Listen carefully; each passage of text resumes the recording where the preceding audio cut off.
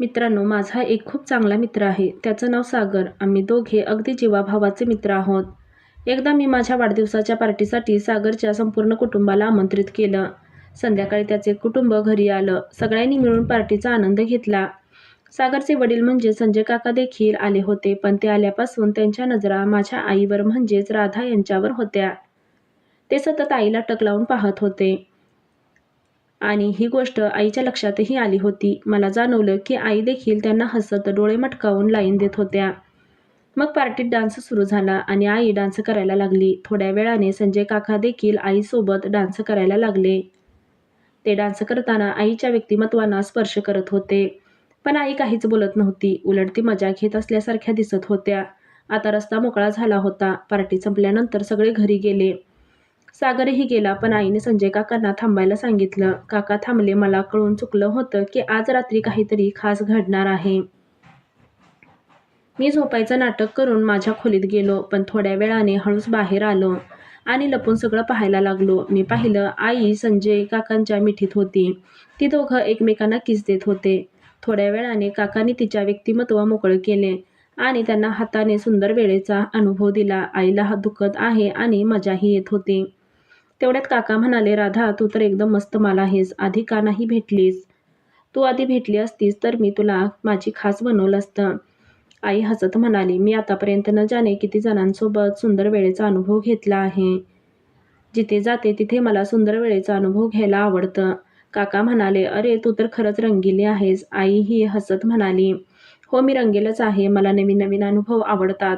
आता काकांनी आईला पूर्णपणे मोकळं केलं होतं. आईने पण त्यांची भावना मोकळी केली आणि ती पाहून त्या खूप खुश झाल्या.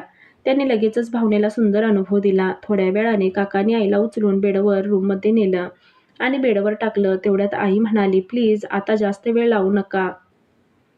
आता सुंदर वेळेचा अनुभव देऊन टाका. मग काकांनी त्यांची भावना जीवनात टाकली आणि सुंदर वेळेचा अनुभव त्याला द्यायला सुरुवात केली. आई ओरडत होती, हो मला सुंदर अनुभव देत राहा. मी आता जवळ आले. काका म्हणाले, हो. मग काकाने अजून जोरात सुंदर वेळेचा अनुभव द्यायला सुरुवात केली आणि सुंदर वेळेचा अनुभव घेत होते ते पाहून मला खूप मजा येत होती. सुमारे 30 मिनिटं सुंदर वेळेचा अनुभव घेतल्यानंतर काकाने आईच्या जीवनात रंग सोडले. त्या रात्री काकांनी आईला 4 वेळा सुंदर वेळेचा अनुभव दिला आणि मग निघून गेले. सकाळी मी पाहिले तर आई उठल्या होत्या आणि खूप खुश दिसत होत्या. मी विचारलं, आई रात्री चांगली झोप झाली ना? त्या म्हणाल्या, हो खूप छान झोप झाली. मी मनात म्हणालो, झोप चांगली होणारच. रात्रभर अनुभव घेतला होता. आता जेव्हा जेव्हा संधी मिळते तेव्हा संजय काका येऊन सुंदर वेळेचा अनुभव घेतात आणि निघून जातात. माझा मित्र सागर आणि माझी मैत्री अजूनही तशीच घट्ट होती. आम्ही रोज भेटायचो, गप्पा मारायचो आणि कधी-कधी रात्री उशिरापर्यंत बाहेर फिरायचो. पण माझ्या मनात एक गोष्ट सतत घोळत होती. संजय काकांचा आणि आईचं म्हणजेच राधा तिचे गुप्त नातं ते रात्रीच्या घटनेनंतर काका आमच्या घरी येतील वाटलं नव्हतं. कधी सागरसोबत, कधी एकटेच आणि कधी काहीतरी बहाण्याने, राधा तुझ्या घरी साखर संपली का? असं काहीतरी विचारत यायचे आणि मग तिथेच थांबायचे. एका संध्याकाळी सागर आणि मी आमच्या गल्लीतल्या टपरीवर चहा पीत होतो. सागर म्हणाला, अरे तुझी आई तर खूपच मस्त आहे रे. ती काय हसतमुख असते आणि तिचे बोलणं एकदम जादू आहे. मी मनात हसलो. जादू आहे की जादूगार आहे? तर मी काही बोललो नाही. सागरला काय माहीत त्याचे वडील आणि माझी आई यांच्यात काय चाललंय. त्या रात्री सागर घरी गेला आणि मीही घरी परतलो. आम्ही घरी पोहोचताच मला जाणवलं की घरात काहीतरी वेगळं आहे. लिव्हिंग रूममधील लाईट बंद होते आणि एक हलकीशी सुगंधी अगरबत्ती चालू होती. आई किचन घरात काहीतरी बनवत होती आणि तिच्या चेहऱ्यावर तीच खट्याळ स्माईल होती. आई आज काय खास आहे? मी विचारलं. ती हसत म्हणाली, अरे आज तुझ्या काकांना जेवायला बोलवलंय. थोडंसं खास बनवते. काकांना जेवायला आणि मग काय? मी मनात विचार केला. थोड्या वेळाने दाराची बेल वाजली. मी दार उघडलं तर समोर संजय काका उभे होते. त्यांनी काळा रंगाचा शर्ट घातला होता आणि त्यांच्या हातात एक वाईनची बाटली होती. काय रे, राधा आहे का? त्यांनी विचारलं आणि त्यांच्या डोळ्यात चमक होती. मी हसलो आणि म्हणालो, हो आत आहे. या ना काका. आत आले आणि त्यांनी आईला पाहताच एक लांब स्माईल दिली. आईने त्यांच्याकडे पाहिलं आणि डोळे मिटवले. संजय आज खूप छान दिसताय, ती म्हणाली. काकाही हसत हसत तिच्याकडे पाहिले आणि म्हणाले, राधा तुझ्यासमोर कोणाचं काय चालणार? मला कळून चुकलं होतं की आज पुन्हा एकदा तिचं सुंदर वेळ येणार आहे. जेवणं झाली आणि सगळं काही खूपच मस्त गेलं. पण जेवणानंतर काका आईला म्हणाले, "राधा, थोडं बाहेर फिरायला जाऊया का? हवा तर खूप छान आहे." आणि माझ्याकडे पाहिलं. आई म्हणाली, "तू घरीच थांब. बरं, आम्ही थोड्या वेळात येतो." मी मनात हसत होतो, थोड्या वेळात, पण मी फक्त होकार दिला आणि माझ्या खोलीत गेलो. पण माझं मन शांत नव्हतं. काहीतरी उत्सुकता होती. म्हणून मी हळू त्यांच्या मागे जायचं ठरवलं. आई आणि काका घराबाहेर पडले आणि मी त्यांच्या मागे-मागे गेलो. त्यांच्या गल्लीच्या शेवटी असलेल्या एका छोट्या उद्यानात रात्रीचं वातावरण शांत होतं आणि चंद्राचा प्रकाश सगळीकडे पसरला होता. मी एका झाडामागे लपून त्यांचं बोलणं ऐकायला लागलो. "राधा, तुझ्यासारखी बाई मी आयुष्यात कधीच पाहिली नाही," काका म्हणाले आणि त्यांनी आईचा हात हातात घेतला. "तुझी ही स्टाईल, तुझे हे बोलणं, तू तर मला वेड लावतेस." आई हसली आणि म्हणाली, "संजय, तुम्ही पण कमी नाही. तुमच्यामुळे मला रोज नवीन अनुभव मिळतोय." मग काकाने आईला जवळ घेतलं आणि दोघे एकमेकांना मिठी मारू लागले. मी पाहत होतो आणि मला मजा येत होती. ही तर रोजची गोष्ट आहे, पण तेवढ्यात काहीतरी अनपेक्षित घडलं. उद्यानाच्या दुसऱ्या बाजूला एका झुडपातून काहीतरी हालचाल झाली. मी डोळे मोठे करून तिकडे पाहिलं. तिथे कोणीतरी लपलं होतं. काकांनी आईनेही तो आवाज ऐकला आणि ते थांबले. "कोण आहे तिथे?" काकांनी मोठ्याने विचारलं. पण कोणीच उत्तर दिलं नाही. आईने काकांचा हात घट्ट पकडला. आई म्हणाली, "संजय, आपण इथून जाऊया." पण काकांना काहीतरी जाणवलं. त्यांनी त्याचा फोन काढला आणि टॉर्च लावला. त्या प्रकाशात आम्हाला काहीच दिसलं नाही.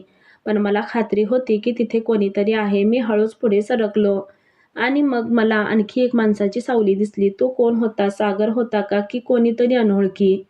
माझं हृदय जोरजोरात धडकत होतं. तेवढ्यात काका आईला म्हणाले, "राधा, तू घरी जा. मी पाहतो कोण आहे ते." पण आईने त्यांना थांबवलं आणि म्हणाली, "नाही, आपण दोघे एकत्र जाऊ." मला भीती वाटते. मी लपून पाहत होतो आणि माझ्या मनात प्रश्नाचा भुंगा घोंगावत होता.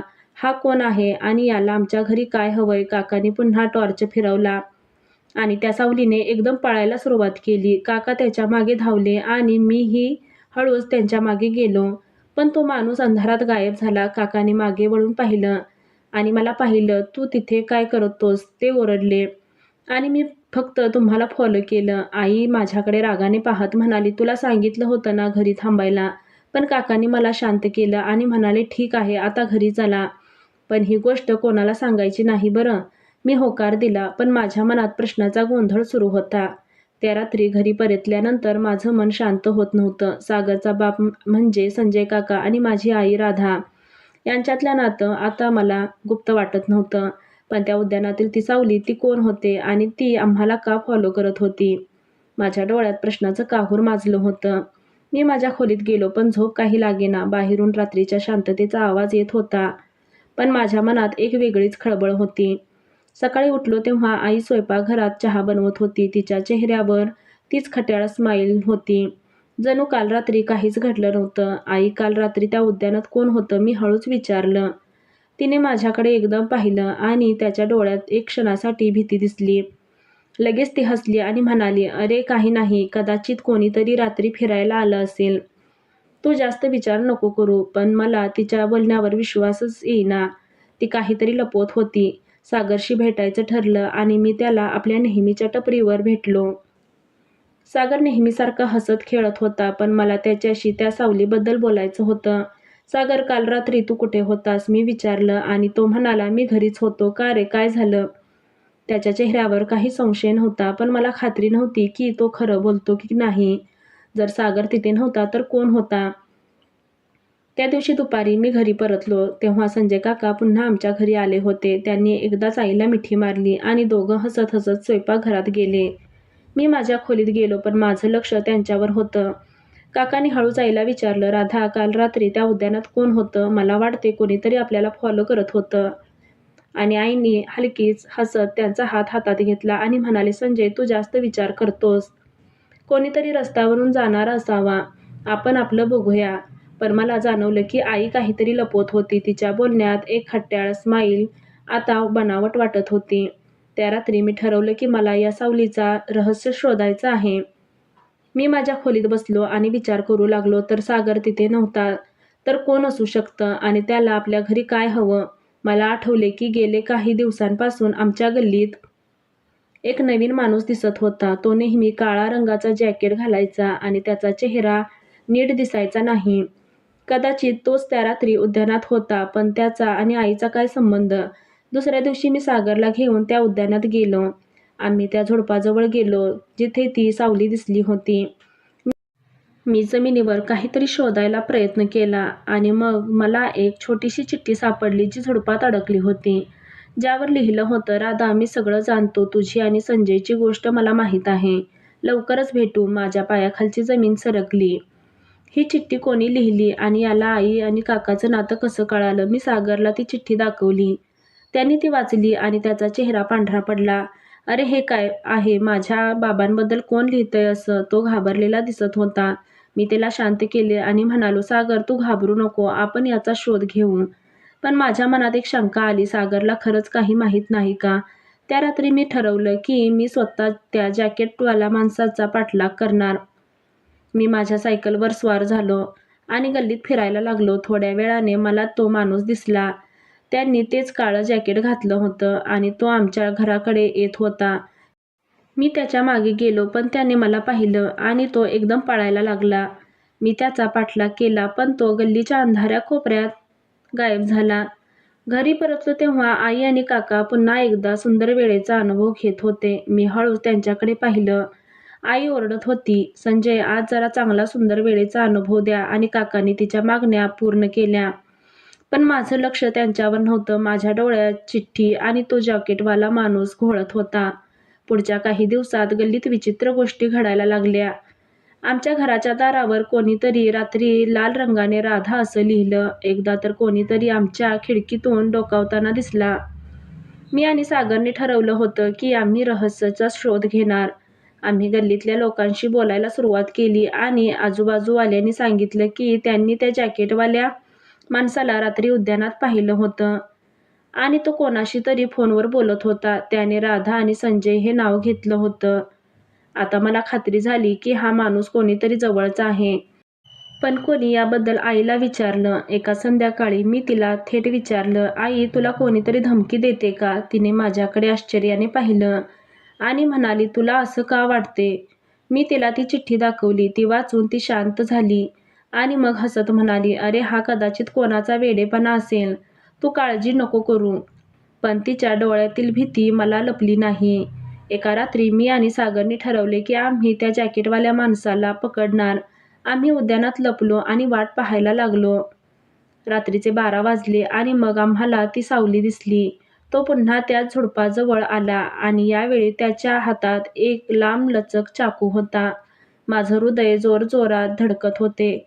सागरने माझा हात पकडला आणि हळूच म्हणाला, हा कोण आहे? आम्ही हळूच त्याच्या जवळ गेलो, पण तेवढ्यात त्यांनी मागे वळून पाहिलं आणि त्याचा चेहरा दिसला. तो कोणी दुसरा नव्हता, तो होता सागरचा मोठा भाऊ राहुल. सागर थक्क झाला आणि ओरडला, राहुल, तू इथे काय करतोस? राहुलने आमच्याकडे पाहिलं आणि त्याच्या चेहऱ्यावर एक विचित्र हसू आलं. तुम्हाला वाटतं मला काही कळत नाही आणि माझ्या बापाचं सगळं मला माहीत आहे. तो पुढे म्हणाला, मी तुझ्या आईला सांगितलं होतं की ती माझ्या बापापासून लांब राहा, पण तिने ऐकलं नाही. आता मी तिला धडा शिकवणार. त्यानं चाकू हवेत उगारला आणि मी आणि सागर घाबरलो. पण तेवढ्यात उद्यानाच्या दुसऱ्या बाजूला कोणीतरी ओरडलं, राहुल, थांब. आम्ही सगळ्यांनी तिकडे पाहिलं. तिथे एक माणूस उभा होता आणि त्याच्या हातात एक बंदूक होती. ती कोण होता आणि त्याला राहुलचं नाव कसं कळालं? माझ्या आणि सागरच्या डोळ्यात भीती आणि आश्चर्य होतं. नाही, त्या माणसाने बंदूक राहुलवर रोखले आणि म्हणाला, राधा माझी आहे आणि कोणीही तिच्याजवळ जाणार नाही. राहुलने चाकू खाली टाकला. तो घाबरलेला दिसत होता, पण त्या बंदूकधारी माणसाने आमच्याकडे पाहिलं आणि म्हणाला, तुम्ही दोघे इथून निघा, नाहीतर. मी आणि सागर एकमेकांकडे पाहिलं आणि पळायला सुरुवात केली. पण माझ्या मनात प्रश्नांचा भुंगा होता. हा बंदूकधारी माणूस कोण आहे? त्याला आईचं नाव कसं कळालं आणि तो राहुलला का धमकावत होता? आम्ही घरी पोहोचलो तेव्हा आई आणि काका लिव्हिंग रूममध्ये बसले होते. मी त्यांना सगळं सांगितलं, पण आईने फक्त हसत माझं डोकं थापटलं. आई म्हणाली, तू खूपच सिनेमे पाहतोस. पण मला खात्री होती की ती काहीतरी लपवत होती. त्या रात्री मी खिडकीतून बाहेर पाहिलं तेव्हा मला पुन्हा ती सावली दिसली, पण यावेळी ती आमच्या घराकडे येत नव्हती. ती दुसऱ्या घराकडे जात होती आणि त्या घरात कोण राहत होते? सागरची आई.